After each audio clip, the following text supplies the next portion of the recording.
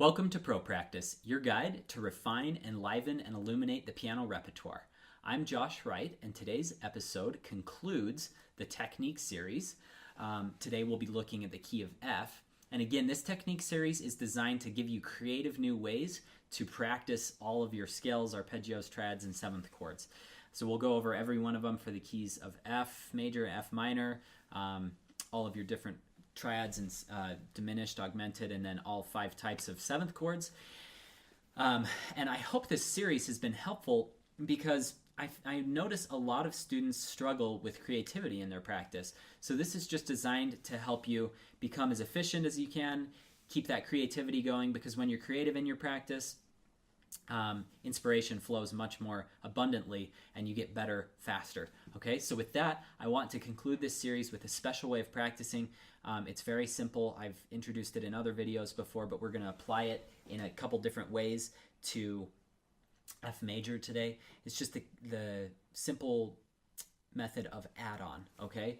So add-on you can do many different ways. And the whole purpose behind add-on just means you add in little pieces and you determine how big they are. So you could do one note.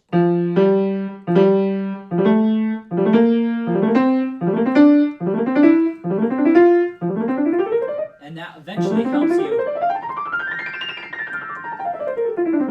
get to those really high speeds. Left hand. Maybe you add on in groups. So that one, and then this one. Add those 2 groups, then that. Okay, so let's go over the fingering in F sharp, or F natural, F major. 1, 2, 3, 4. 4's on B flats. Watch out where your 4's are because they come 1 time per octave. I've said that in, I think, every single one of these 12 videos. 1, 2, 3, 4. 1, 2, 3, 1, 2, 3, 4. 1, 2, 3, 1, 2, 3, 4. 1, 2, 3, 1, 2, 3, 4. And at the top, you don't have to cross under to a 1 because then you're going to have to cross, so you could just go to 4. But that's the only F in the entire one that's going to get a 4 on it. Okay? Let's try left hand. Left hand 4s go on Gs. 5, 4, 3, 2, 1, 3, 2, 1, 4, 3, 2, 1, 3, 2, 1, 4, 3, 2, 1, 3, 2, 1, 4, 3, 2, 1. Okay, hands together.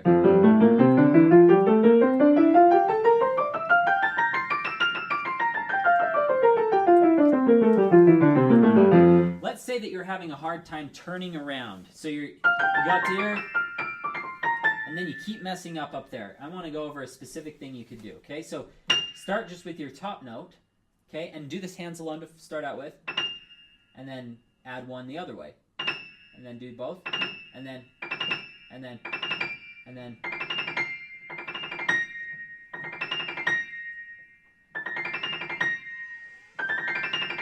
you come down.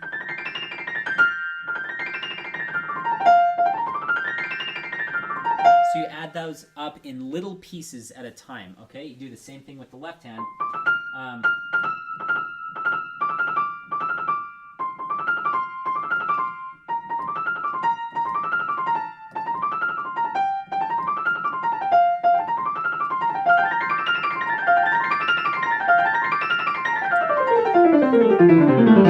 So that feels really good. This video is a little more geared toward mental practice than just only using physical practice, because what I'm trying to get at is if you diagnose where your problem is. So like if you're getting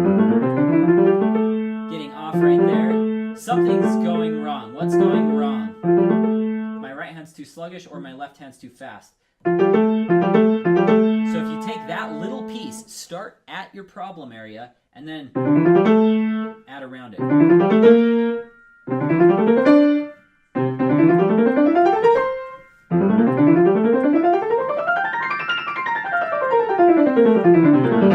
And sure enough, it's going to eventually work out for you if you practice those little things. Most students start at the beginning of the scale and they work up to their problem and then they stop. And then they might dink around with it and then they start all the way back from the beginning of the scale and either it's fixed or it's still bad. Usually it's still bad. Because all of that leading up to the problem is wasted time. And if you do that like 10 times, you're losing energy and you're losing creativity, and frustration starts to set in. Whereas if you just get right to work on the problem and build out from it, you're always 100% successful. If you start with one note, even a monkey could play one note. So as a human being with all of your intellect, you could play 2 notes. Then you could play 3 notes, and then 4 notes, and then 5 notes, and then you build out, and you make sure that you have 100% success as you go. Then you're never going to get discouraged, because you're going to say, okay, from going from 5 notes to 6 notes, that's where I'm messing up. Well, it's the 6th note that's messing you up. So maybe you take 6th, 5th, and 4th note. So you do 1, 2, 3, and then you add it to the other 3. So not only do you add on, little bits at a time, but if you get up to this section, you add on to this section, and then something starts screwing up, you can slice it in half and do that section, slice it in half and do that, and then go back to this. So you don't have to start all the way back with one note and build out if it's not working. Slice it up differently. So you're always trying different combinations. Okay, let's try F minor. 1, 2, 3, 4, 1, 2, 3, 1, 2, 3, 4, 1, 2, 3.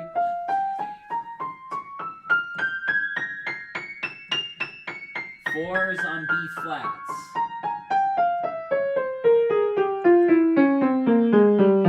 Left hand, 4s on Gs.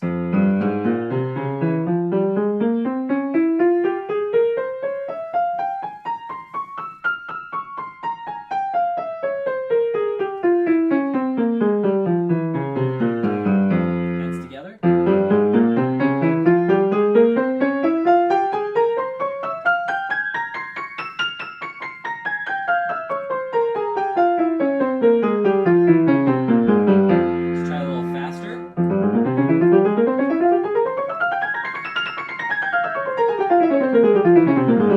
Okay, let's say your scales are just slow and you want to get them faster. You can grab a metronome and you can practice add-on. So let's say your scales are at 4 notes per click at 120. But you're trying to get up to 132. You're just messing up. What you can do is set your metronome at 132 and just do until that's good, and then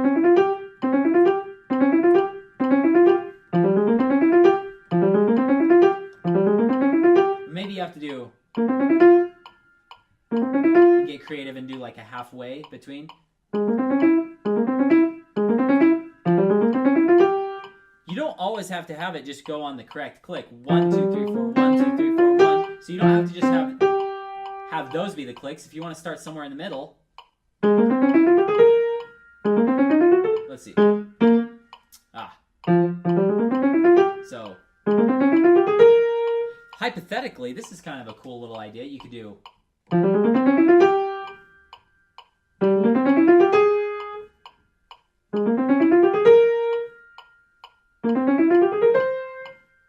and so forth. And so you build up your scale, and you could do those in all sorts of different pieces. So you could do those in 2-octave pieces. So you're the closest to 2 octaves as you can, and then you could try.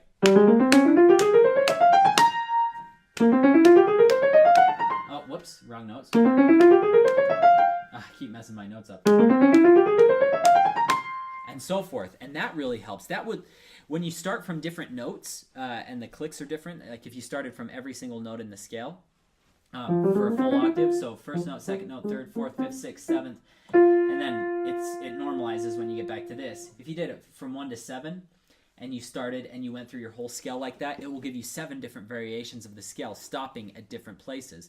That should really help you out a lot. So let's go ahead. Just to recap before we move on, each one of these videos has a different technique. So by the end of this series, you'll have more than 12 ways of practicing, even though there's 12 videos, because in many videos I presented more than one concept. So I hope this has been helpful. Let's go ahead and move on to arpeggios. Okay, so F major, here we go. 1, 2, 3, 1, 2, 3, 1, 2, 3, 1, 2, 3, 5, 3, 2, 1.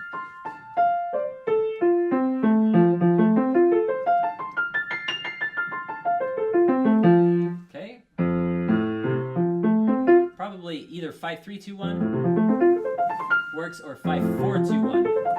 I kind of like 4-2-1 a little bit more because it keeps your hand a little more straight on. 3-2-1 tilts it a little bit, so 4-2-1 might be a little bit easier.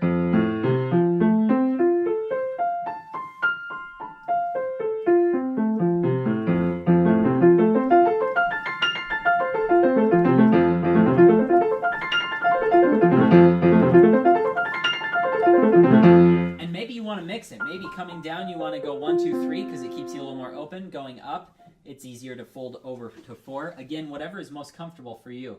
If you're a piano student and you're preparing these for your teacher, you probably want to keep your fingering consistent. But if you're playing in a repertoire piece and you have an ascending and then a descending or F major arpeggio, you go 5-4-2-1, 4-2-1, 4-2-1, 2-3, 1-2-3. If that's more comfortable in your hand. I have pretty big hands, so the more spread out 1-2-3 actually feels pretty comfortable coming down. It doesn't feel as comfortable going up. So feel free to use the fingering. Keep it consistent in a direction though. So don't go like 4-3, 4-3. That's a little too much variety, I think. So let's try F minor. All we do to get to minor is lower the 3. So 1, 2, 3, 1, 2, 3, 1, 2, 3, 1, 2, 3, 5, 3, 2, 1, 3, 2, 1, 3, 2, 1, 3, 2, 1, 5, 3, 2, 5, 4, 2, 1, 4, 2, 1, 4, 2, 1, 4, 2, 1. Maybe on the way down, switch to 1, 2, 3. Works. Either way is fine.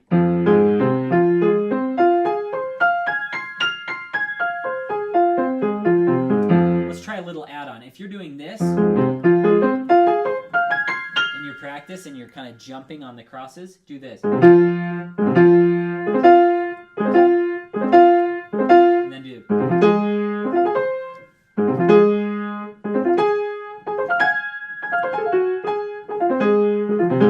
So you're playing add-on to help you with the crosses.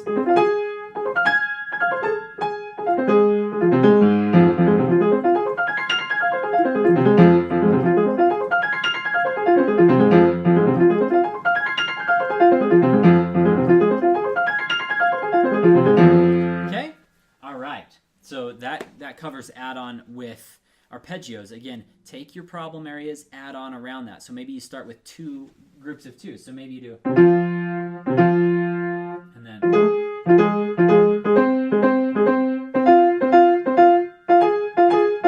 and then 3.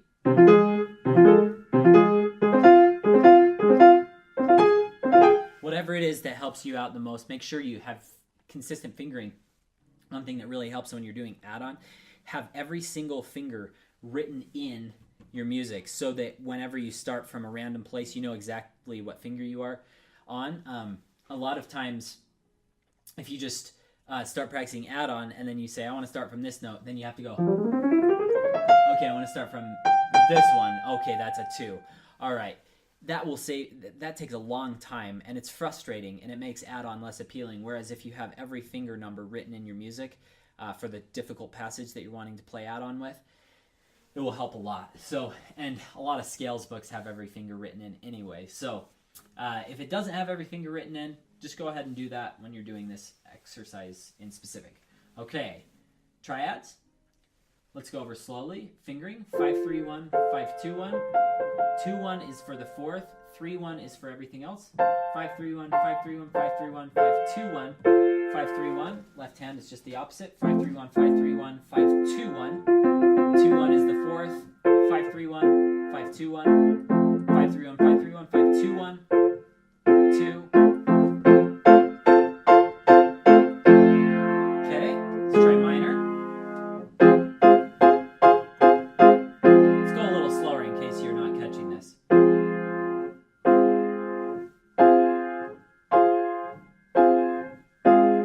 Again, these are just called triads and inversions. An inversion is just a reordering of a chord. So we call this root position because it's stacked in thirds. F, A flat, C. Okay, if we want to reorder it to first inversion, put the F up on top. So A flat, C, F, that's first inversion. A flat on top. Second inversion, back to root position. Okay, again, go over my C major video if you're having issues with this. Okay, let's try those hands together.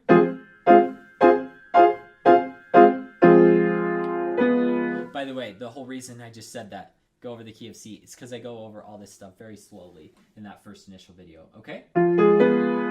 This is diminished, so for minor, we lower our fifth down.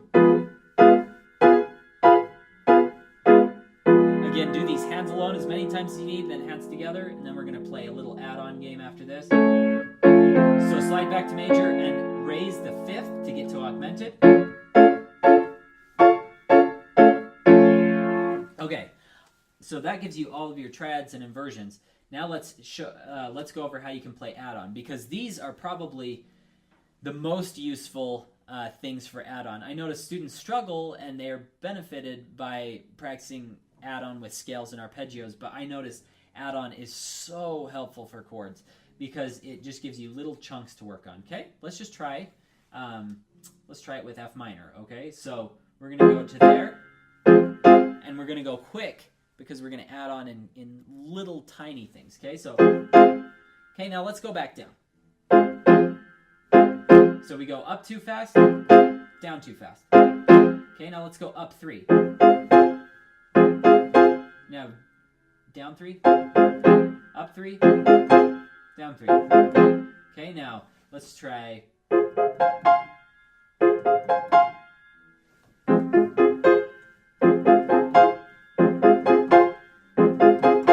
Okay, now down. Again, when you're playing these chords, watch my free hands video. Free hands is all about releasing into a neutral position between your chords. That helps you find your chords faster. A lot of people lock into the next chord position, and that creates tension and sluggishness. So, okay, coming down.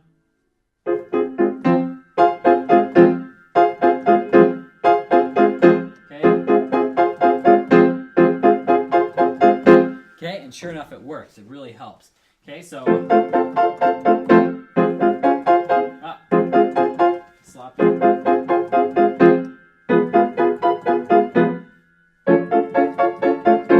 Unaugmented, you could just keep all 1, 3, 5 the whole time in both hands.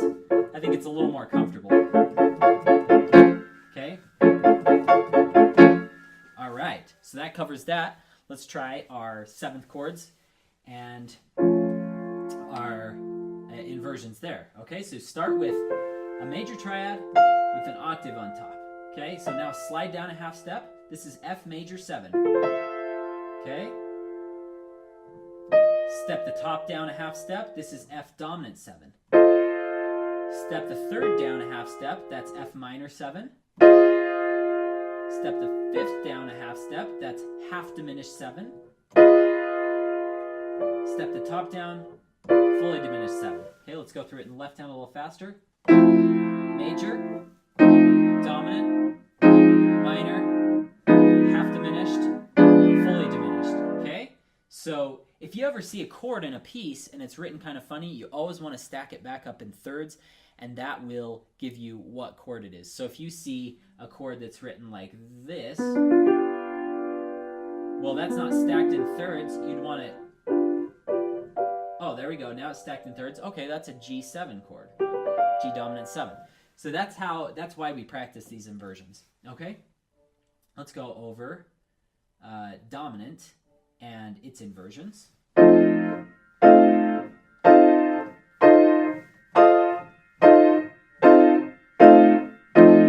to find your inversion, all you're doing is you're taking your bottom note, putting it on top.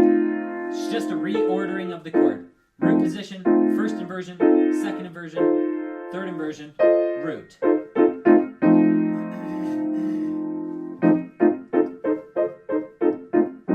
Sometimes in theory, they'll label this as an F6-5 chord.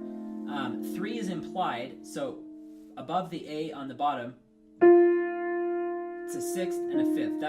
That's why they would call this an F6-5 chord. This would be called a 4-3 chord. The 6th is implied, 6-4-3. 6th, 4th, 3rd. So sometimes shorthand is just, this is an F4-3 chord. And then this is 6-4-2. So this is called an F4-2 chord. Again, that's like college theory stuff. That's using figured bass. just using the intervals. So this is just 7-5-3, 6-5-3, 6-4-3, 6-4-2. Those are just the intervals above the bass, and this would be F6, F7, F6-5, F4-3, F4-2. Again, I haven't presented that in any videos, but I thought I would do it since it's the last video.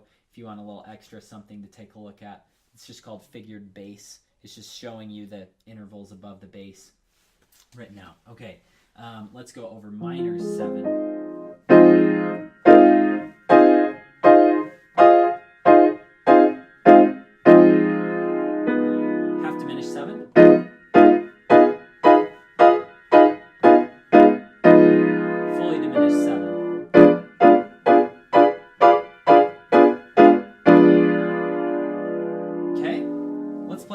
With these, okay, so let's take a random one. Let's take half diminished. That's my favorite one. Okay, so let's pretend that we're struggling with the left hand. Okay.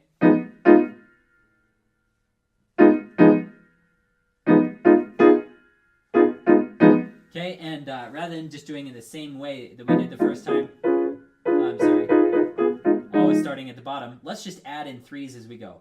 1, 2, 3. 1, 2, 3. Okay, 1, 2, 3. 1, 2, 3. 1, 2, 3. 1, 2, 3. Let's see. I guess you don't need to go that high because you end right here. Okay, so 1, 2, 3. Go down 1. Go down 1. Okay, now.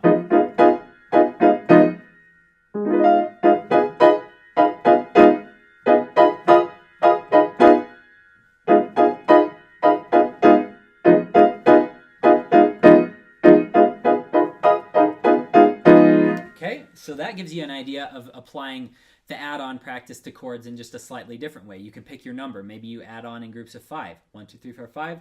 1, 2, 3, 4, 5. And if you ever want to do like 6 or 7 or 8 groups of 8, you could always expand this to 2 octaves.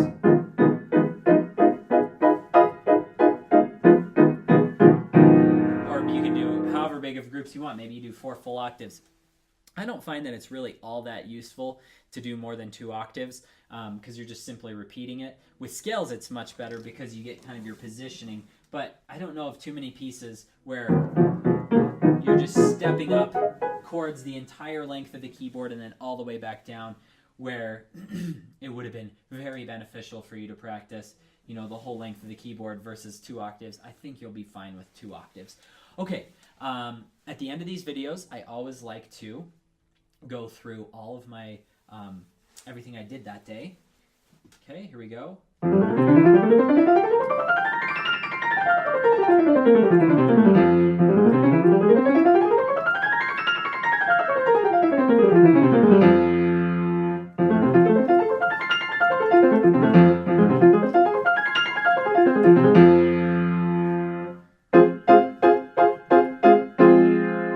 Oh, sorry, major. I'm done with the series now, and now my brain's going dead. Okay.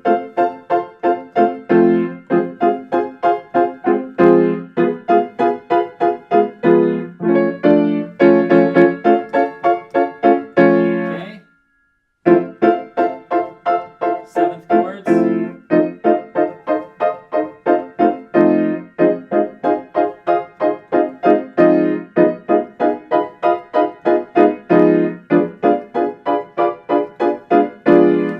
Added bonus, we're going to go through every scale in arpeggio, all right? And triad and 7th chord. This is going to take a little while, but it's the last video. It's just a little added bonus, okay? Start with C's. We'll do parallels as we go up.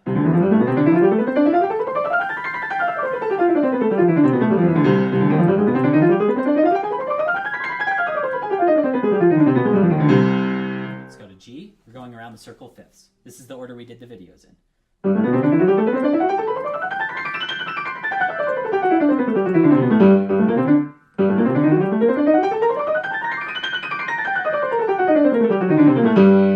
D.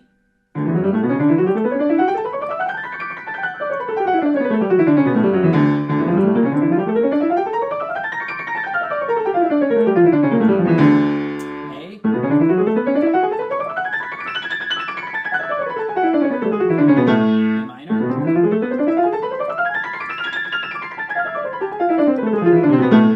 sloppy. I'm just going to keep going just for time's sake.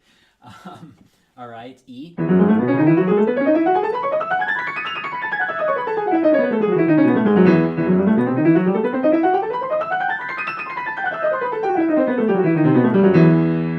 B.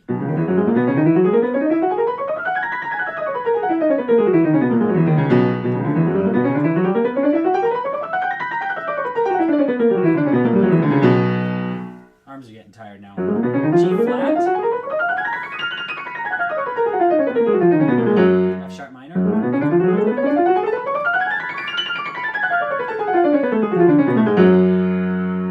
D flat major. C sharp minor.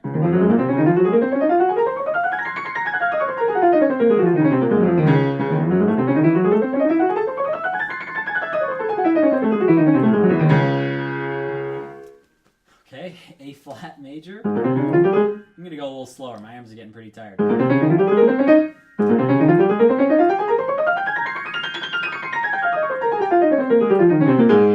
flat minor or G sharp minor.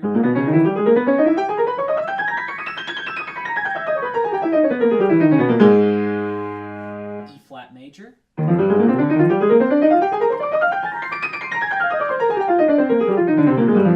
flat minor.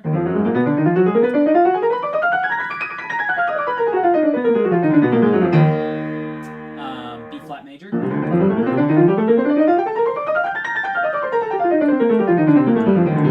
flat minor.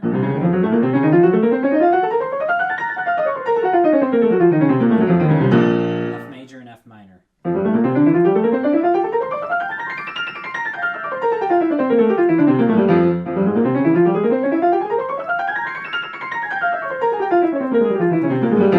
Okay, I'm going to do chords next. Just give myself a little break from all the consecutive motion. I'm going to go up chromatically. So you could, I've gone around the circle of fifths in this series, but I'm going to present chromatically right here.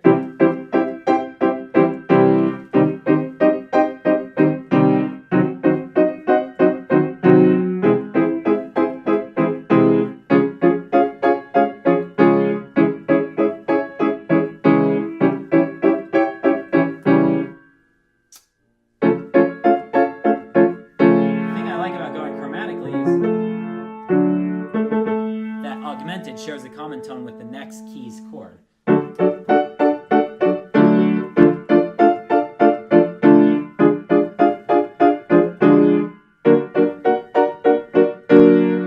flat, part of E flat, that's what I mean by sharing a common tone.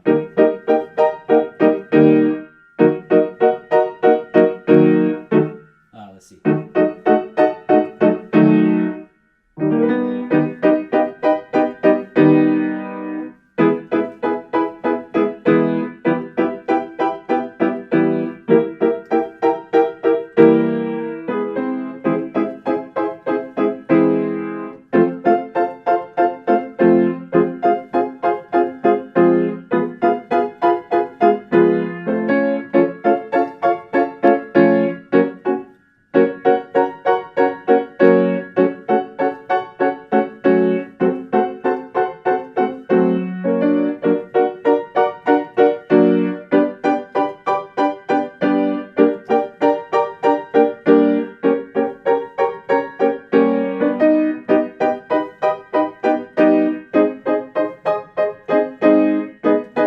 Let's see.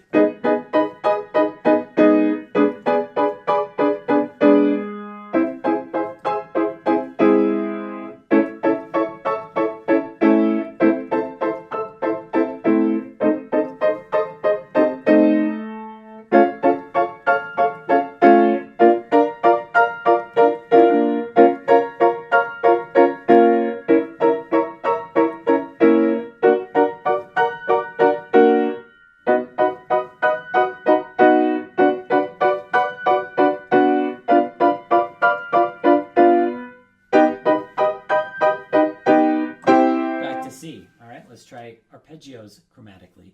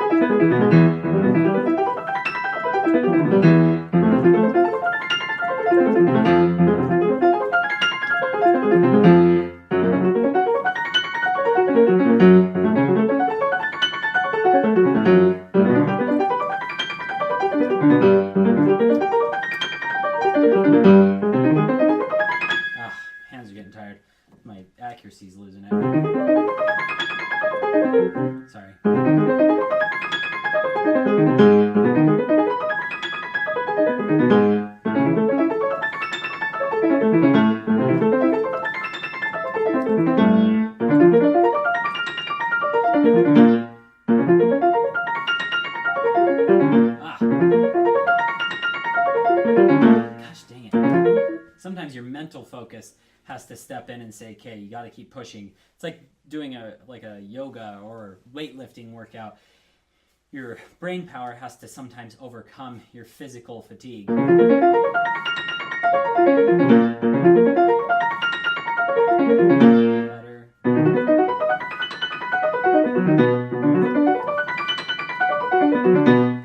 Okay, 7th chords, here we go.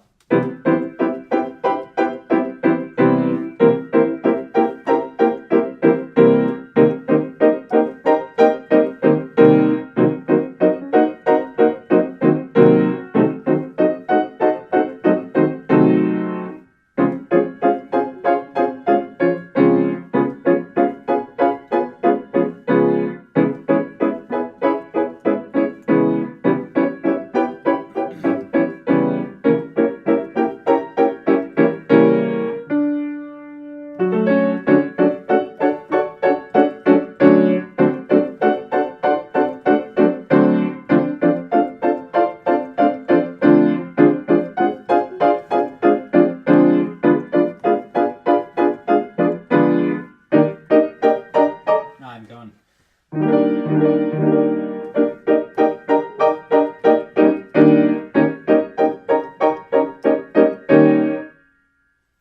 F minor.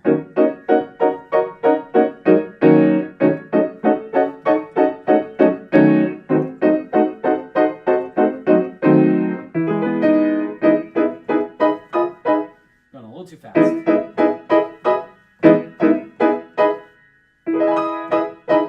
So it's kind of awkward at that fingering. Then it gets better.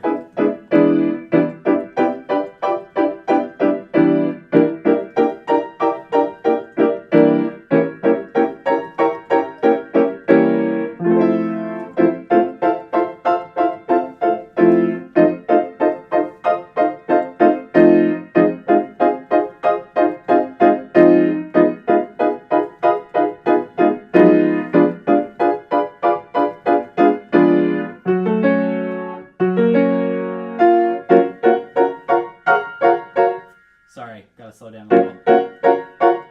Why do I miss that?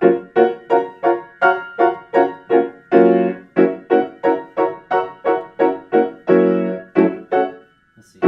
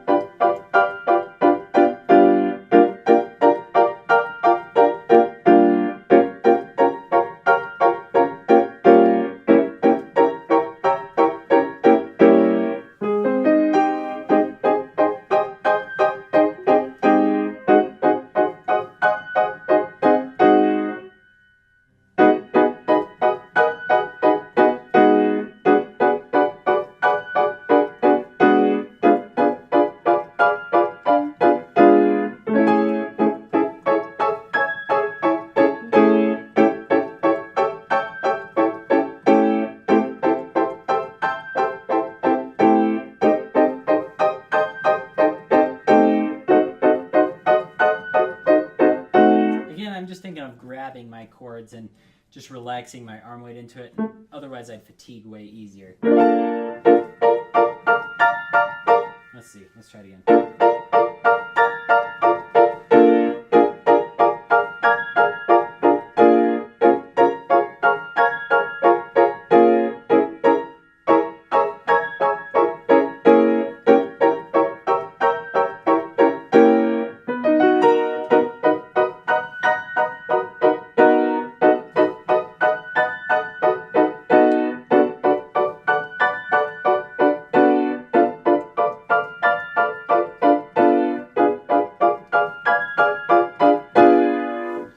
There you have it. Every scale, every minor harmonic scale, every major and minor arpeggio, every triad, major, minor, diminished, augmented, and their inversions. And we've got our major, dominant, minor, half diminished, and fully diminished seventh chords and inversions. Thank you so much for joining me today. This has been a lot of fun. This series has been enjoyable to make. I hope it can provide creativity, inspiration, encouragement for you. Realize that any of these techniques can be applied to any of the scales, arpeggios, triads, and seventh chords. But that you should gear towards the ones that you feel comfortable with first and build up to the ones that are difficult. Don't start with the most difficult and say, if I can get these, everything else will be easy. Work up to it, because as a pianist, we need momentum in order to stay encouraged with something like an exercise. It's really easy to get discouraged when you're looking solely at technique exercises. Also, I'm going to be a little contrarian here and say that you don't need an hour of practice a day on your technique. I think 20 to 30 minutes is plenty, and as long as you're practicing repertoire pieces that are also building your technique. So I've trained a lot of students. I usually 30 minutes is plenty of technique work each day, especially if you're only doing like an hour or two of practice. You don't want to be spending more than half of your time on just technique. A lot of people disagree with that, but I feel like you can learn a lot when you apply these techniques in your pieces. So for instance, my teacher had me stop doing technical exercises when I was about 14 or 13, but I started playing all the Chopin etudes at that time. So I was still getting plenty of technical work. But if you're just going to play a healthy dose of Chopin nocturnes every single day, you may want to keep doing a little bit more technique. So it depends on your regimen. Again, thank you so much for your support of this series, as well as all the pro practice and Josh Wright Piano TV videos. Have a wonderful week. And if any of you have any questions, my email is josh@joshwrightpiano.com. Thank you for your support of Pro Practice.